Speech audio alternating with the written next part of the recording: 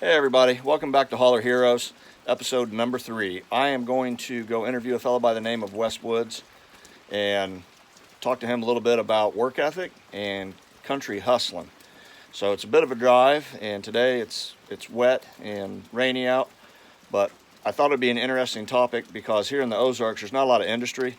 So I'm going to see how this fella is making it happen. Let's get it.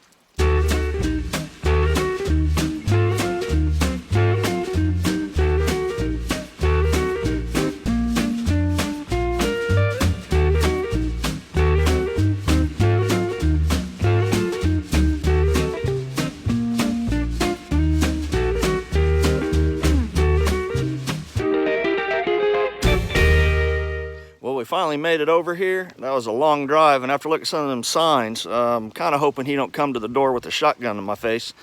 But it was definitely an interesting trip. So let's see if he's home. It kind of almost looks like a catfish, these pillars, man. It's pretty neat. Let's go ahead and knock.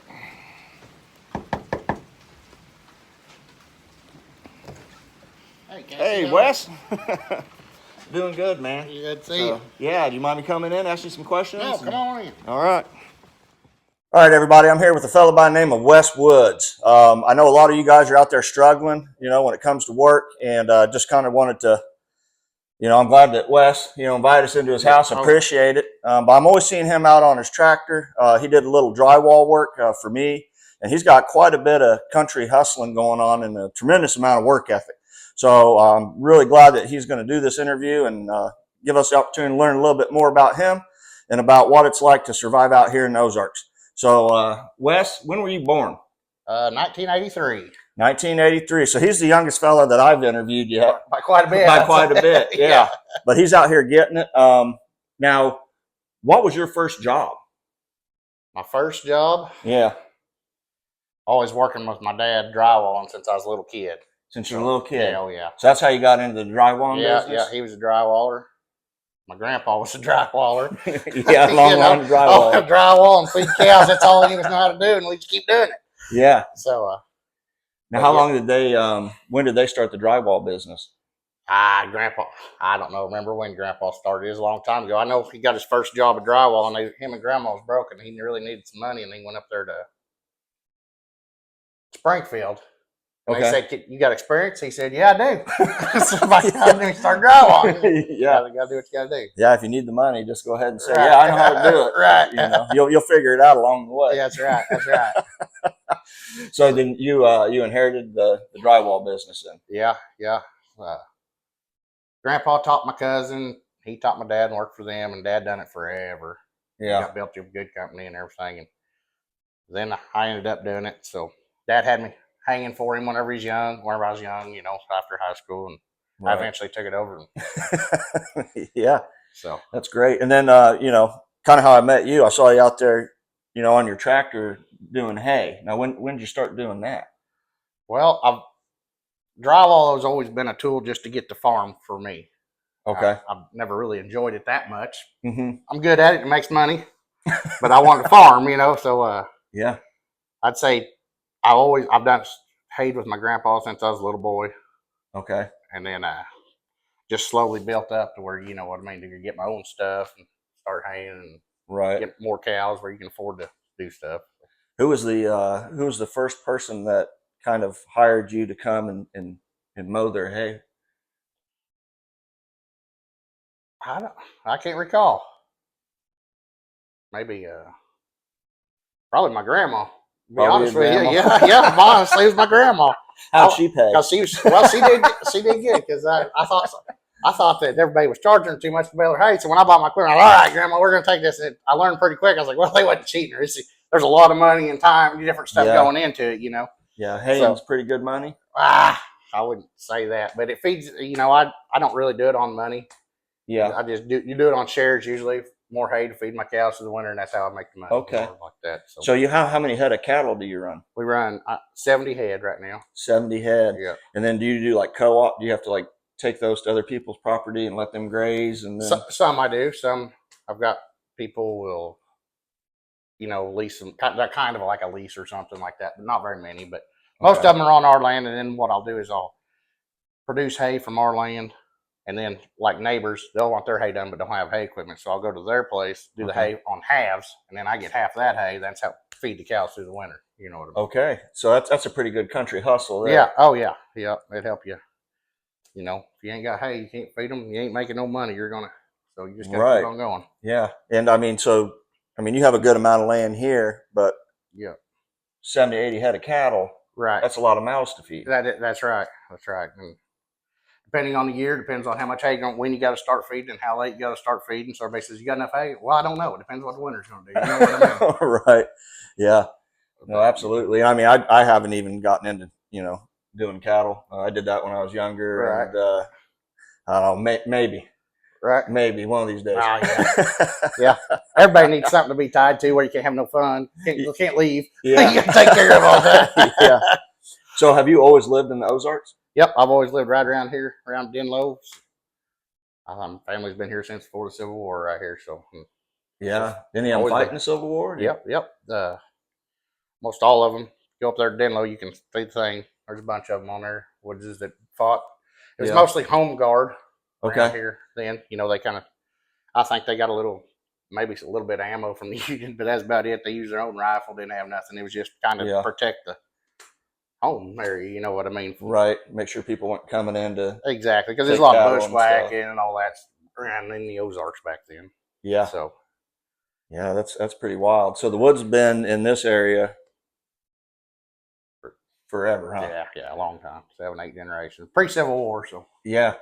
So is this the property you have now? Was this a family property, or did you? No, this one isn't. I bought this, and this hasn't. And then I bought another farm down the road. That's my grandma's. So that's a family. That's a family property there. So that one will never leave. You know what I mean?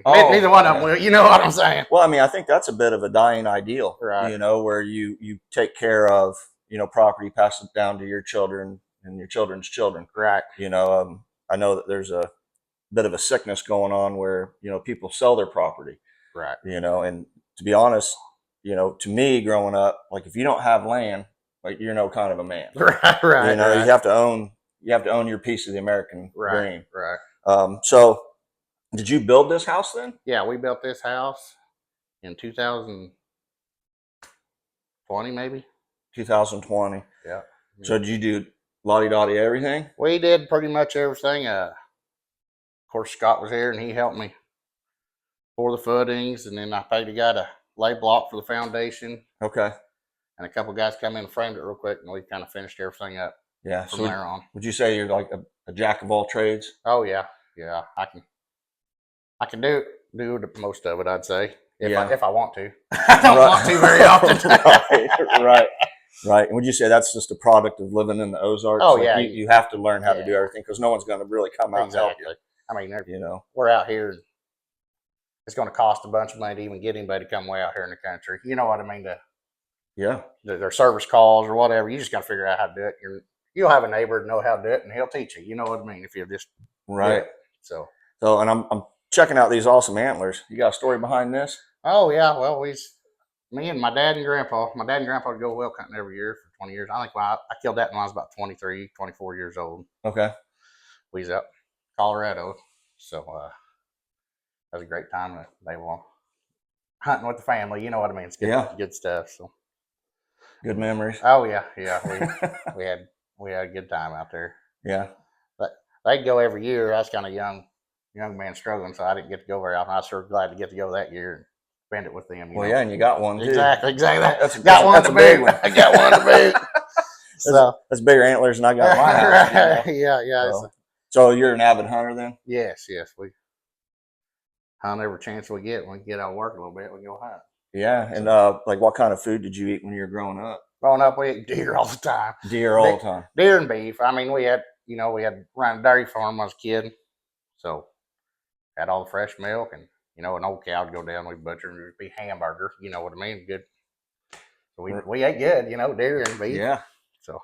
Yeah. Did you eat any like ground game, anything like that? Oh yeah, squirrels and rabbits all the time when I was a kid because I was always out shooting them. So yeah. When was the first time you got to shoot? Pretty much. When did your dad let you have have a gun? I was pretty young. Yeah. I know he bought me a 410 when I was 9, and I pretty much go run around. Well, go hunting. yeah. Give you a gun, you go out and shoot dinner. Drive my grandpa crazy. He said, "Well, you boys are going to get killed. He just let you run." Yeah. Shoot, it'll be fine. Yeah. Well, hey, you turned out all right. Yeah, we made it. You know? Yeah, you made it. So, we were just talking about work ethic. Do you have advice to younger people to help them out? With kind of the job scarcity in America. What are some things that you do to motivate yourself every day? Just keep getting it. Well, you've just got to have something you want, have a goal, and just work every day for it. To get there. You know what I mean? Yeah. There was a time I never thought I'd ever get the farm bought. Never thought. I thought, when I was a kid, I was like, I'm going to have 1,000 acres and I'm going to run cattle and be a cattleman. There was a time in my life I thought, well, you ain't. There's no way. There's no possible way. But you just keep plugging along. Even if it seems like you're a lot further from where you want to be than you are, just keep plugging on. I want to go a lot further. You know what I mean? So that's why I want more land, more cows always. You know what I mean? So you just got to keep plugging, making $1 and saving them up and letting them add up. Yeah. What do you think about like the agriculture scene like today in today's economy? Like, how's that going? Cattle prices are up a little bit. Of course, so is everything. Yeah. You've got to want to do it. You know what I mean? Yeah. It's not going to pay super well, but you invest a lot. You have a lot in what you've got, your cows and your equipment and all that. Yeah. You slowly get all that paid for. You acquire a bunch. You know what I mean? So someday you could retire somehow. You know what I mean off of it. Yeah, but you have your time. Yeah. I mean, you from what I can tell, I mean, you do a lot of jobs. You got a lot going on, but you're doing it on your time. Right. Well, so usually we'll go drywall, all week, and then you got a farm after drywall. Then hay season comes. You're trying to do that drywall early. Cut out there by 1. Go to the hay field. Work that till 9 o'clock. And then so it gets tiring then. But the older I get, the less of the drywall. I've got good guys that work with me. So you just kind of started small. So I'm easing over to the farm side more, and so that's the dream, So it is, the farm, and you run your own place and all that. Yeah, and I mean it's beautiful, out here. Yeah. So, what do you do for like entertainment here in the Ozarks? Oh shoot, we mostly hunting, fishing, go down the creek, go down the creek, have barbecue, drink beer. And, sit down there. And, have a good time. Yeah. A lot of times you just go gigging a lot, Yeah. Now, would you say that you were like your grandpa and your dad? They instilled those types of work values in you. Oh yeah. I'd say they was always. I was the oldest of us 5, so. Okay. I figure, the oldest they're always enthused about parenting, and they work ethic and all that. By the time they get to the end, I'm not saying nothing to my younger siblings, but they're a little more slack on them young ones. So you gotta. Yeah. But. So they had quite a few kids to kind of help out with all the chores to do things. Yeah, they're fun. And now they all still live here in the Ozarks area. They all live around Haven, Mountain Grove. I mean, I'm the only one right here. They've all moved to a little bit closer to town. We're a long ways out, here. Yeah. Closer to Haven or Mountain Grove, but they're all right here close, so it's good to have them too. Yeah, honestly, I mean, I've never been out here before. I was a little nervous seeing some of your signs coming in. I was afraid you might come out shooting at me. Right. But do you have much issues with people ever coming over here? No? I think one person's ever come over here that didn't know. Really? They identified, huh? They just lost? I don't. Yeah. I think you'd have to be. Yeah. Yeah. So no, there ain't no problems around here. Yeah. So you're married, correct? Yep. And you got I've got a few kids, right? Yeah, I've got a 19-year-old boy. Okay. He's going to lineman school right now. All right. And then I've got a 4-year-old daughter who's, daddy's girl. Yeah. If you got anything to say to them, any advice? Just don't sell the farm. Don't sell the farm. Unless you got to, but it'll be yours one day to figure it out. So. Yeah. Well, hey, I really appreciate the conversation. Yeah. This is Wes Woods, tremendous hard worker, farmer, aspiring to be a large rancher one of these days. He's going to keep on keeping on. We're just going to work till we're dead and see what happens. So, hey, you guys be smart, stay safe, and don't let the thorn thistle keep you down.